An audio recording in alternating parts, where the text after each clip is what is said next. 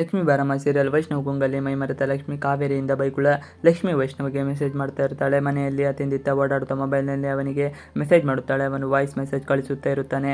ಇದನ್ನು ಇವಳು ಆಸಕ್ತಿಯಿಂದ ಕೇಳುತ್ತಾ ಇರುತ್ತಾಳೆ. ಅದನ್ನು ಬಿಟ್ಟರೆ ಹೊರಗಿನ ಯಾವ ಪರಿಭವವೂ ಅವಳಿಗೆ ಇರುವುದಿಲ್ಲ.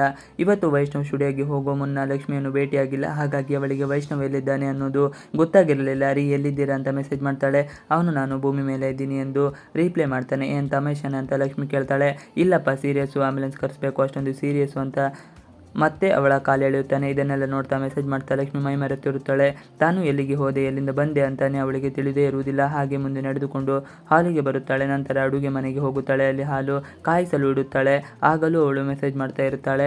ಆಗ ಹಾಲಲ್ಲೇ ಚೆಲ್ಲಿ ಹೋಗಿರುತ್ತದೆ. ನಂತರ ಒಂದು ಬೌಲ್ ತೆಗೆದುಕೊಂಡು ಅದರಲ್ಲಿ ಏನನ್ನು ತುಂಬಿಸಲು ಪ್ರಯತ್ನ ಪಡುತ್ತಾಳೆ. ಆದರೆ ತಾನು ಏನು ಮಾಡ್ತಾ ಇದ್ದೀನಿ ಅನ್ನೋದು ಅರಿವೇ ಅವಳಿಗೆ ಇರುವುದಿಲ್ಲ. ಅವಳು ಅಷ್ಟೊಂದು ಮುಳುಗಿ ಹೋಗಿರುತ್ತಾಳೆ. ವೈಷ್ಣವಿಗೆ ಪದೇ ಪದೇ ಮೆಸೇಜ್ ಮಾಡುತ್ತಾ ಇರುತ್ತಾಳೆ. ಇದನ್ನು ಅಂಕಿತ ಹಾಗೆ ಮನೆ ಕೆಲಸದವರು ನೋಡುತ್ತಾರೆ.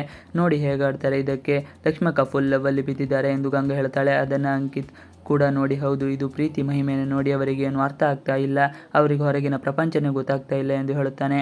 ಆಗ ಎಲ್ಲರೂ ನಗ್ತಾರೆ. ಈ ಮಾತು ಸತ್ಯ ಅಂತ ಎಲ್ಲರಿಗೂ ಅನಿಸುತ್ತದೆ. ಸುಪ್ರಿಯೆ ಕೂಡ ಆ ಕಡೆನೆ ಬಂದಿರುತ್ತಾಳೆ. ಅವಳಿಗೂ ಇದನ್ನು ನೋಡುತ್ತಾಳೆ. ಆಶ್ಚರ್ಯವಾಗುತ್ತದೆ. ನಂತರ ಲಕ್ಷ್ಮಿ ಅಲ್ಲಿಂದ ಇಳಿಮುದುಕೊಂಡು ಹೋಗುತ್ತಾಳೆ. ಕಾವೇರಿ ಅವಳಿಗೆ ಎದುರಾಗ್ತಾಳೆ. ಈಗ ಇವಳಿಗೆ ಕಾವೇರಿ ಮುಂದೆ ಬಂದಿರೋದು ಗೊತ್ತೇ ಆಗೋದಿಲ್ಲ. ಏನು ಮಾಡ್ತಾ ಇದೆಯಾ ಲಕ್ಷ್ಮಿ, ನಿನಗೆ ಕಣ್ಣು ಕಾಣೋದಿಲ್ಲ ಅಂತ ಅವಳು ಕೇಳ್ತಾಳೆ. ನೆನೆ ನೋಡ್ಕೊಂಡು ನಡೆಯೋ ಬದಲು ಮೊಬೈಲ್ ನೋಡ್ಕೊಂಡು ನಡೀತಾ ಇದೆಯಾ, ಅಂಥದ್ದೇನಿದ್ದು ನಿಂಗೆ ಅಂತ ಕೇಳ್ತಾಳೆ. ಆಗ ಸುಪ್ರಿಯೆ ಅದಕ್ಕೆ ಉತ್ತರ ನೀಡುತ್ತಾಳೆ.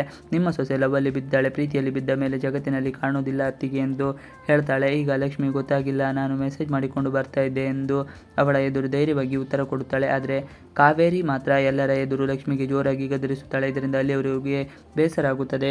ಇವಿಷ್ಟು ಇವತ್ತಿನ ವಿಡಿಯೋ. ಈ ವಿಡಿಯೋ ಇಷ್ಟ ಆದರೆ please like, share and subscribe ಮಾಡಿ. Thanks for watching video.